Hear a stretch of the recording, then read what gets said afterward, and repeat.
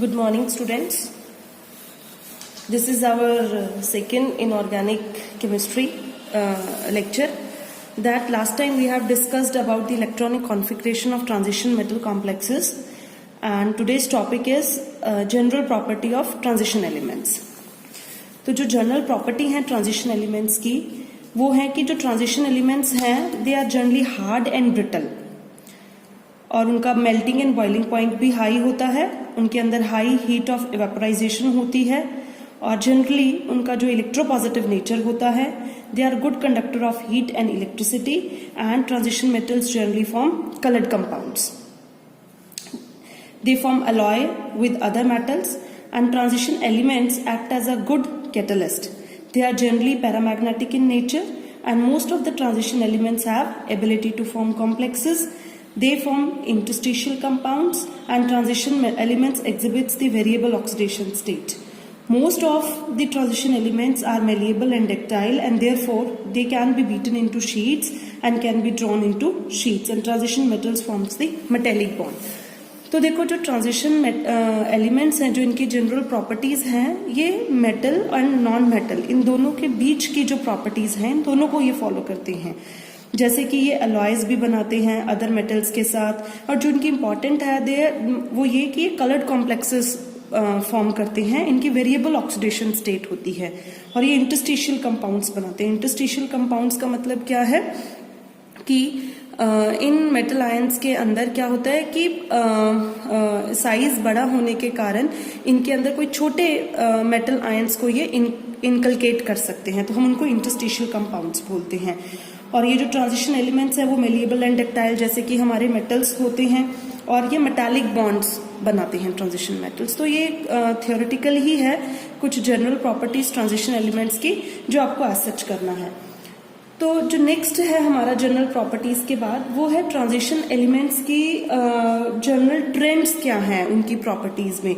तो जो सबसे पहला ट्रेंड हम उठाते हैं that is atomic radii of an element of D block. अगर मैं जनरल ट्रेंड इन प्रॉपर्टीज की बात करूं तो सबसे पहले हमारा आता है एटॉमिक रेडियाई. जो एटॉमिक रेडियाई है, एटॉमिक रेडियाई में जैसे मैंने आपको फर्स्ट लेक्चर में बताया था कि जो हमारे ट्रांजिशन एलिमेंट्स हैं वो 3D, 4D and 5D series में उनको हमने क्लासिफाई किया हुआ है.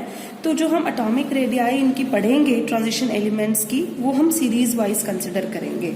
तो सबसे पहले जो हम सीरीज कंसिडर कर रहे हैं दैट इज 3D सीरीज. जैसे कि मैंने आपको लास्ट लेक्चर में बताया था जो 3D सीरीज हैं उनके जो एलिमेंट्स हैं वो हमारे एटॉमिक नंबर 21 स्कैंडियम से शुरू होकर जिंक 30 तक खत्म होते हैं 3D सीरीज के. तो जो यहाँ पर मैंने एलिमेंट्स के सिंबल लिख रखे हैं scandium, titanium, vanadium, chromium, manganese, iron, cobalt, निकल, कॉपर एंड जिंक. और ये जो है इनकी एटॉमिक रेडियाई लिख रखी है, जैसे 162 nanometre, 147 nanometre, 134, 127 and so on till 138. तो अभी एटॉमिक रेडियाई की वेरिएशन 3D सीरीज में कैसे हो रही है. तो देखिए जो एटॉमिक रेडियाई है पहले वो डिक्रीज हो रही है टिल हम मैंगनीज तक जब हम जा रहे हैं, तो मैंगनीज तक इसकी ग्रेजुअल डिक्रीजिंग चल रही है. उसके बाद ये कांस्टेंट रह रही है 126 एंड 125, फिर निकल की 124, एंड उसके बाद फिर ये एब्रप्टली इंक्रीज हो रही है, और जिंक की देखो 138 है. तो हमें इस एटॉमिक रेडियाई में जो वेरिएशन आ रहा है हम इस चीज को कैसे एक्सप्लेन करेंगे. तो देखो जो एटॉमिक रेडियाई हमारी वेरिएशन हो रही है उसको एक्सप्लेन करने के लिए सबसे पहले हम इसको 3 कैटेगरीज में डिवाइड करते हैं. जो फर्स्ट कैटेगरी है वो ये कि जो हमारी एटॉमिक रेडियाई है वो डिक्रीज हो रही है मिडल ऑफ द सीरीज तक, और उसके बाद उसकी वैल्यू कांस्टेंट रह रही है, और उसके बाद उसकी रेडियाई इंक्रीज हो रही है. तो 3 कैटेगरीज में इसको कैसे डिवाइड किया कि सबसे पहले जैसे स्कैंडियम से मैंगनीज तक हम गए तो एटॉमिक रेडियाई क्या है, डिक्रीज हुई. उसके बाद निकल आयरन से जब हम निकल तक गए तो उसकी एटॉमिक रेडियाई इन एलिमेंट्स की क्या हो रही है, कांस्टेंट रह रही है.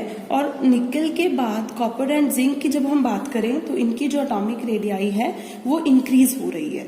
तो उसको एक्सप्लेन करने के लिए हमने इनको 3 कैटेगरीज में डिवाइड किया. सबसे पहले जो हमारा डिक्रीज है स्कैंडियम से मैंगनीज तक का हम उसको एक्सप्लेन करेंगे. तो जो डिक्रीज हो रहा है एटॉमिक रेडियाई का स्कैंडियम से मैंगनीज में, वो किस वजह से है? उसका रीजन है इंक्रीज इन न्यूक्लियर चार्ज। ये जो डिक्रीज है एटॉमिक रेडियाई का स्कैंडियम से मैंगनीज तक, इसका जो मेन रीजन है डिक्रीज होने का मेन रीजन क्या है? Increase in nuclear charge. यहाँ पर न्यूक्लियर चार्ज क्या हो रहा है? इंक्रीज हो रहा है। न्यूक्लियर चार्ज इंक्रीज हो रहा है। यहाँ पर कैसे इंक्रीज हो रहा है न्यूक्लियर चार्ज, वो हम देखते हैं। जैसे मान लो स्कैंडियम में मैंने कंसिडर किया 21 प्रोटॉन्स हैं, ये मैंने स्कैंडियम को कंसिडर किया। स्कैंडियम में 21 प्रोटॉन्स है। उसके बाद मैंने टाइटेनियम का एग्जांपल लिया, उसमें 22 प्रोटॉन, वेनेडियम में 23, क्रोमियम में 24 प्रोटॉन एंड मैंगनीज में 25 proton. Number of proton atomic number के बराबर हम देखते हैं। तो जो स्कैंडियम में हमारे 21 प्रोटॉन्स हैं, उनकी हम फिलिंग कैसे कर रहे हैं? अगर मैं इलेक्ट्रॉनिक कॉन्फ़िगरेशन इसकी देखूं तो 1s2 से शुरू करूं तो हम कैसे इसको फिल करेंगे? 1s2,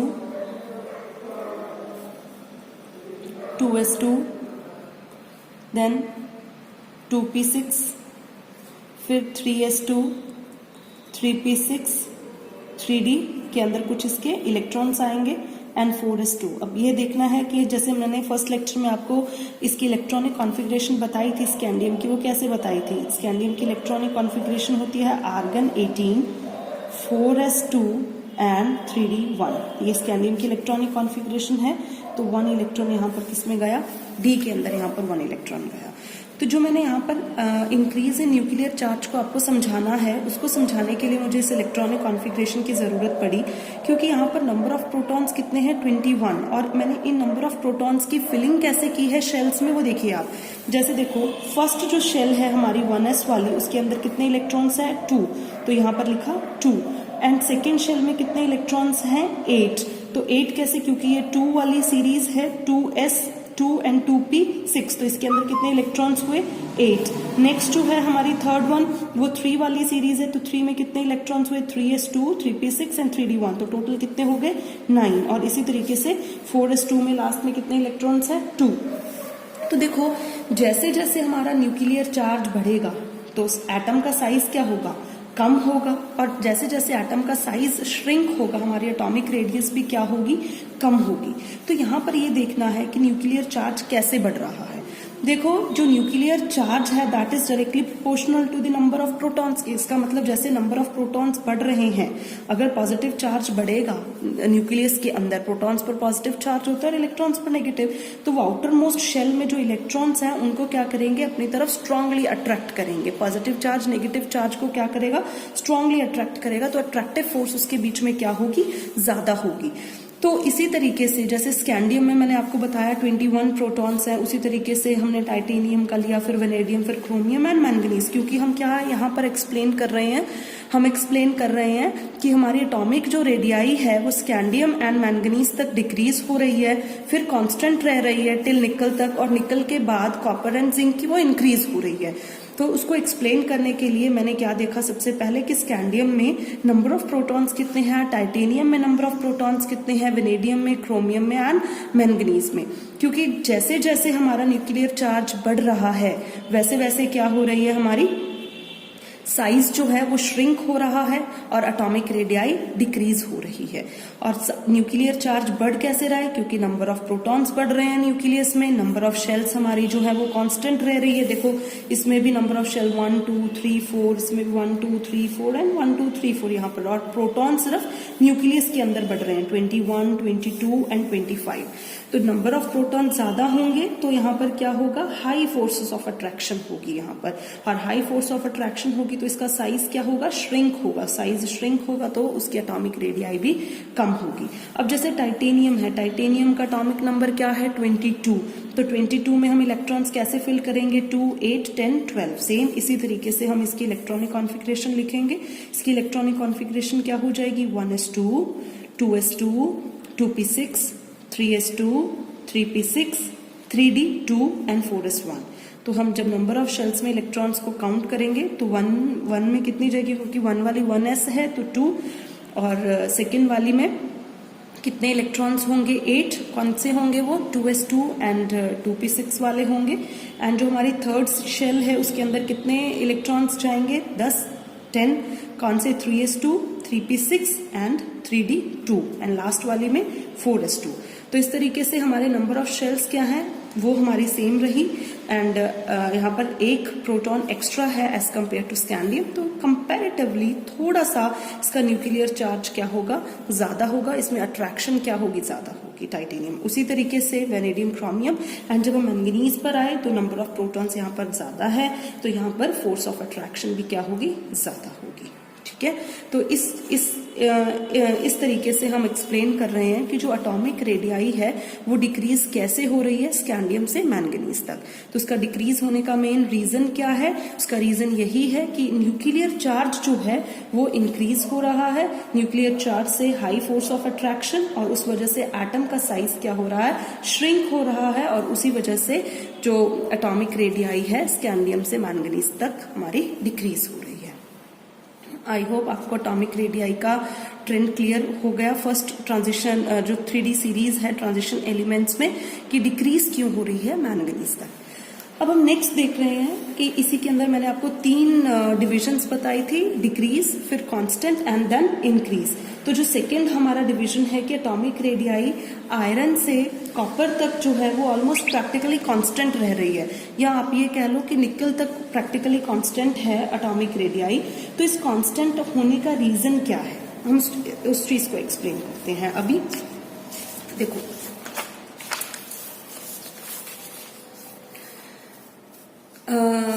जैसे जैसे हमने पीछे देखा था मैंगनीज में, आपने देखो मैंगनीज के अंदर 25 इलेक्ट्रॉन्स थे, सिंगली ऑक्यूपाइड थे, क्योंकि मैंगनीज की जो इलेक्ट्रॉनिक कॉन्फ़िगरेशन हम यहाँ लिख रहे हैं तो क्या होगा, आर्गन 18, 3d5 एंड 4s1। तो ये इलेक्ट्रॉनिक कॉन्फ़िगरेशन मैंगनीज की है। तो ये देखो जो डी सबशेल है, इसके डी ऑर्बिटल जो है इसके अंदर हमारे कितने इलेक्ट्रॉन है, 5, और कितने डी के ऑर्बिटल होते हैं, 5। तो इसका मतलब जो डी ऑर्बिटल्स के अंदर सिंगली इलेक्ट्रॉन प्रेजेंट है। लेकिन जैसे ही हम मैंगनीज के बाद आयरन पर आएंगे तो हमारी पेयरिंग होनी वहां पर क्या हो जाएगी, इलेक्ट्रॉन्स की शुरू हो जाएगी। तो जैसे जैसे हमारे यहाँ पर पेयरिंग होनी शुरू होगी, जैसे मैंने ये आयरन का एग्जांपल लिया है, आयरन के डी ऑर्बिटल्स में कितने इलेक्ट्रॉन होते हैं, 6 इलेक्ट्रॉन्स होते हैं। तो वही शो किया है 1 2 3 4 5, मतलब कि ठीक है 5, अब 6 एक एक्स्ट्रा और यहाँ पर बना दो क्योंकि मैंने 4 दिखाए हैं, तो ये हो गए 6 इलेक्ट्रॉन। आयरन के अंदर क्या है, 6 इलेक्ट्रॉन प्रेजेंट है। तो यहाँ से आयरन से पेयरिंग होनी शुरू हो रही है। जैसे जैसे इन ऑर्बिटल्स में पेयरिंग होगी तो इलेक्ट्रॉन रिपल्शन स्टार्ट हो जाएगी होनी, रिपल्शन इलेक्ट्रॉन्स के बीच में, और रिपल्शन की वजह से जैसे जैसे इलेक्ट्रॉन्स की ज्यादा पेयरिंग होगी, रिपल्सिव इंट्रैक्शन भी वैसे वैसे इंक्रीज होगी। तो यहाँ पर 2 फोर्सेस लग रहे हैं, एक तो नंबर ऑफ प्रोटॉन की वजह से हमारा फोर्स ऑफ अट्रैक्शन जो कि हमारा साइज को डिक्रीज कर रहा है, और जो एक रिपल्सिव इंट्रैक्शन है, रिपल्सिव इंट्रैक्शन इसके काउंटर वो साइज को एक्सपैंड कर रही है। तो इलेक्ट्रॉन रिपल्शन साइज को एक्सपैंड कर रहे हैं, और जो प्रोटॉन और इलेक्ट्रॉन अट्रैक्शन है वो साइज को क्या कर रहे हैं, श्रिंक कर रहे हैं। तो यहाँ पर 2 अपोजिंग फोर्सेस ऑपरेट हो रही हैं, और ये जो दोनों अपोजिंग फोर्सेस है वो एक दूसरे को क्या कर रही हैं, यहाँ तक काउंटर बैलेंस कर रही हैं। जो काउंटर बैलेंस करने की वजह से तो यहाँ पर जो मेजर इंक्रीज है रेडियाई का वो हमें नहीं शो होता। तभी हम बोल देते हैं that the atomic radii from iron to copper remains practically constant. क्यों? क्योंकि यहाँ पर 2 फोर्सेस ऑफ अट्रैक्शन ऑपरेट हो रही हैं, एक तो repulsive forces of attraction between the paired electrons, और दूसरी जो हमारी न्यूक्लियर चार्ज की वजह से साइज जो श्रिंक हो रहा था, फोर्स ऑफ अट्रैक्शन जिसको हम बोलते हैं। तो force of attraction between the proton and the outermost electron and force of repulsion between the electrons. तो repulsive interaction is responsible for expanding the size and attractive force is responsible for shrinking the size of atom. तो यहाँ पर इन iron to copper में क्या हो रहा है, ये दोनों फोर्सेस जो है वो आपस में काउंटर बैलेंस हो रही है, जिस वजह से जो उनका एटॉमिक रेडियाई है वो प्रैक्टिकली कांस्टेंट रह रही है। क्लियर? तो ये रीजन हम इस तरीके से इस चीज को एक्सप्लेन करेंगे। ओके, नेक्स्ट जो है हम ये कह रहे हैं कि जो हमने 3rd कैटेगरी डिवाइड की थी उसमें हमने ये कहा था कि जो एटॉमिक रेडियाई है कॉपर तक ठीक है कांस्टेंट, उसके बाद जिंक की देखो एकदम इंक्रीज हो रही है, दैट इज 138 नैनोमीटर 138 है और कॉपर की 128 है। तो ये जो हायर इंक्रीज है कॉपर जिंक का एटॉमिक रेडियाई का, हम उसको किस तरीके से एक्सप्लेन करेंगे? उसको हम ऐसे एक्सप्लेन करेंगे कि जो जिंक है उसके अंदर क्या है, डी ऑर्बिटल्स जो है वो फुली फिल्ड हैं जिंक के केस में। देखो जिंक का एटॉमिक नंबर क्या होता है? जिंक का एटॉमिक नंबर है 30, एटॉमिक नंबर जिंक का 30 है और इसकी इलेक्ट्रॉनिक कॉन्फ़िगरेशन क्या होगी? Argon 18, 4s2, 3d 10। तो जिंक डी ऑर्बिटल जो है they are completely filled zinc के केस में। तो ये देखो 1 2 3 4 5 6 7 8 9 10, तो डी ऑर्बिटल्स जो है वो क्या है? कंप्लीटली फिल्ड है।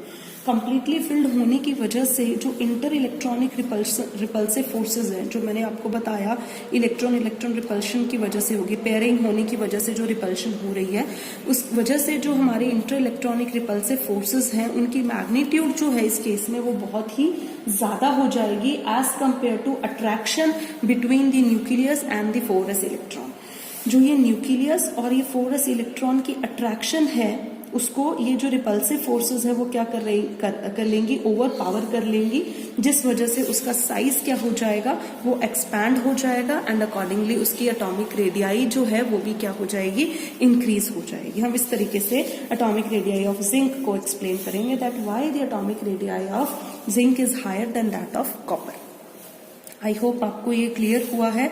जो जनरल ट्रेंड मैंने एटॉमिक रेडियाई में सबसे पहले जनरल ट्रेंड जो है प्रॉपर्टीज आपको डिस्कस कर रही हूँ, उसमें सबसे पहले एटॉमिक रेडियाई में 3D सीरीज को हमने सबसे पहले कंसिडर किया कि सबसे पहले 3D सीरीज में एटॉमिक रेडियाई हमारी डिक्रीज हो रही है ग्रेजुअली, उसके बाद हमारी कांस्टेंट रह रही है एंड देन हमारी शार्पली इंक्रीज हो रही है। तो इसका कंक्लूजन ये है कि आपको दो फोर्सेस के बारे में पता होना चाहिए। एक जो हमारा अट्रैक्टिव फोर्स लग रहा है between the nucleus and outer most 4s जो शेल के अंदर इलेक्ट्रॉन है उनके बीच में अट्रैक्टिव फोर्स, और दूसरा जो इलेक्ट्रॉन की जब पेयरिंग शुरू हो रही है उनके बीच का रिपल्सिव फोर्स।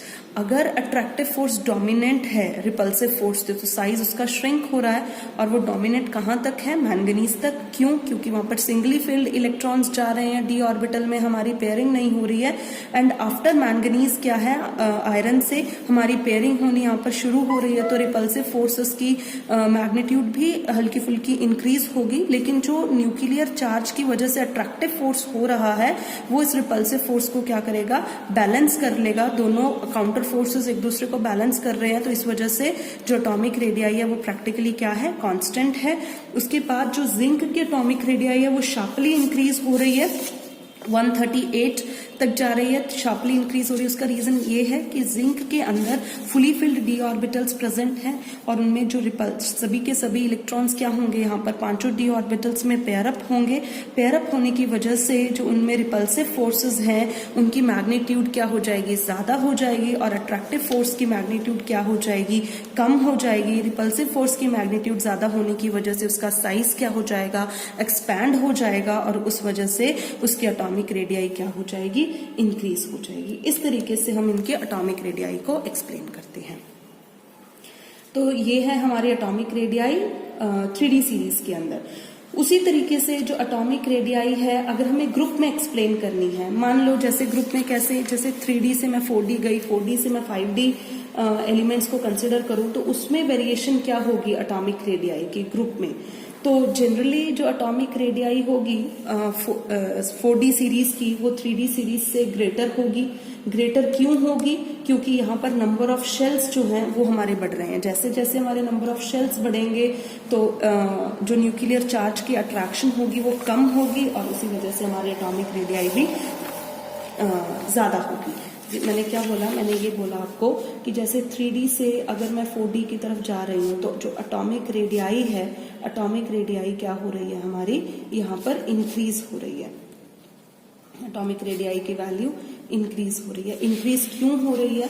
क्योंकि अगर हम एक 3D का एग्जांपल लेकर चले, लेट्स से अगर मैं कॉपर का एग्जांपल लेकर चली हूँ तो कॉपर में जब मैंने इलेक्ट्रॉन्स को फिल किया तो हम नंबर ऑफ शेल्स, तो यहाँ पर पिरियड में नंबर ऑफ शेल्स क्या रह रही है? सेम रह रही है। मान लो 4s यहाँ पर था, ये हमारा 3 वाला था और दिस इज हमारा 2 एंड ये 1 वाला नंबर ऑफ शेल्स थे। ठीक है। तो यहाँ पर क्या था, नंबर ऑफ शेल्स हमारे सेम रहते हैं पीरियड में। तो कॉपर में क्या है, तो 4s की कितने शेल आए न्यूक्लियस और आउटर मोस्ट शेल के अंदर 3 शेल आए हैं। उसी तरीके से मैं कॉपर के नीचे जो 4d सीरीज में एलिमेंट है दैट इज सिल्वर, अगर मैं सिल्वर को कंसिडर करूं, Ag को कंसिडर करूं, तो यहाँ पर नंबर ऑफ शेल्स जो हैं वो हमारे क्या हो जाएंगे, इंक्रीज हो जाएंगे। तो जो नंबर ऑफ शेल हैं वो हमारे यहाँ पर 4s के अंदर 1 इलेक्ट्रॉन था, यहाँ 5s 1 आएगा आउटर मोस्ट शेल में। तो यहाँ पर नंबर ऑफ शेल्स जो हैं वो हमारे इंक्रीज हो रहे हैं, यहाँ पर नंबर ऑफ शेल्स क्या है वो कम है। तो नंबर ऑफ शेल्स ज्यादा होने की वजह से जो न्यूक्लियर चार्ज है उसकी मैग्नीट्यूड क्या हो जाएगी, अट्रैक्शन फोर्स ऑफ जो अट्रैक्शन है न्यूक्लियस और आउटर मोस्ट शेल का वो डिक्रीज हो जाएगा। अट्रैक्टिव फोर्स न्यूक्लियस और आउटर मोस्ट इलेक्ट्रॉन के बीच में डिक्रीज हो जाएगा और उस वजह से साइज जो है उसका क्या हो जाएगा, इंक्रीज हो जाएगा एंड रेडियस ऑटोमेटिकली इंक्रीज हो जाएगी। क्लियर। तो इस तरीके से हम ग्रुप के अंदर एटॉमिक रेडियाई को एक्सप्लेन करते हैं।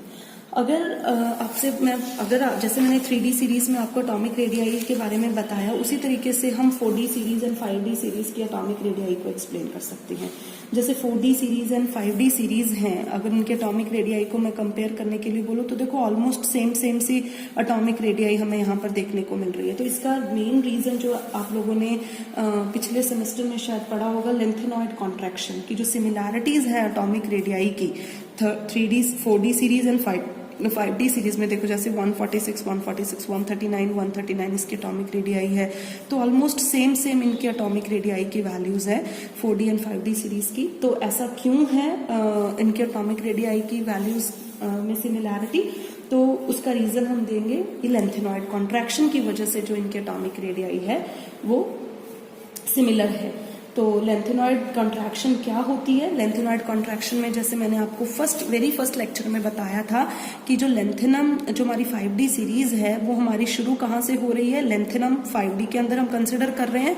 उसके बाद हेफेनियम 158 जो इसका एटॉमिक नंबर है वहां से इसकी क्या है, हेफेनियम जो है, हेफेनियम से हमारी हेफेनियम टू मरकरी जो है हमारी वो सीरीज है शुरू हो रही है। और लेंथेनम जो फर्स्ट स्टार्टिंग का एलिमेंट है वो हम इसके अंदर कंसिडर कर रहे हैं। और जो बीच के 14 एलिमेंट्स हैं वो हम इसमें कंसिडर नहीं करते हैं। क्यों नहीं करते, क्योंकि उसके अंदर 4th जो है सबशेल उसकी फिलिंग शुरू हो रही है और हम उसको इनर ट्रांजिशन एलिमेंट्स के अंदर कंसिडर करते हैं। तो मैंने आपको फर्स्ट लेक्चर में जैसे बताया था लेंथेनम का एटॉमिक नंबर 57 से लेंथेनम इस 5D के अंदर आ गया और हेफेनियम टू मरकरी आएंगे। 57 इज लेंथेनम एंड जो हेफेनियम है उसका एटॉमिक नंबर कितना होता है 72। तो 72 से 80 तक हमारे मरकरी के अंदर आएंगे और जो बीच के इसके 14 एलिमेंट्स हैं वो हम इसके अंदर कंसिडर नहीं करेंगे। इसकी फिलिंग शुरू हो रही है और इसी वजह से हम उनको इनर ट्रांजिशन एलिमेंट्स जो कि पीरियोडिक टेबल में हम नीचे लेंथेनाइड के फॉर्म में उनकी हम स्टडी करते हैं, लेंथेनाइड एंड एक्टिनॉइड्स जो 2 कॉलम अलग से बनाए हुए हैं। तो इसलिए इसकी 4f ऑर्बिटल्स की फिलिंग होने की वजह से जो इनकी एटॉमिक रेडियाई है रेस्ट ऑफ द एलिमेंट्स की वो हमारी ऑलमोस्ट सेम है विद 4D सीरीज। और इसका रीजन यही है कि उसके अंदर लेंथेनॉइड कॉन्ट्रैक्शन हो रही है। तो लेंथेनॉइड कॉन्ट्रैक्शन की वजह से इनकी जो साइज है, रेडियाई है, वो almost 4D and 5D elements का सेम है। तो लेंथेनॉइड कॉन्ट्रैक्शन होती क्या है ये हम अपने नेक्स्ट लेक्चर में देखेंगे। तो that's all for today, thank you.